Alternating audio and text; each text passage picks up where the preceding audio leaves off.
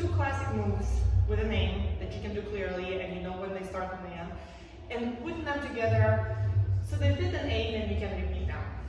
And we had to work with transitions.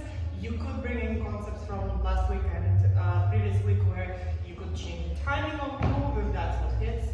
So for example, we took all block, which we're going to do like this. Ba, ba, ba, ba. And then what if we add hallelujahs there? Ba, ha, ha. Or for example, something like boogie drop. Well, one of you did follow log and boogie forward, for example. So 8, 2, 3, 4, 5, 6, 7, 8, 2, 3, 4, 5, 6, 7. Take whatever moves you want.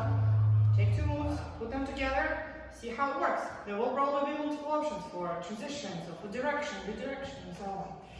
Really fun thing to practice and then to throw into your improvisation.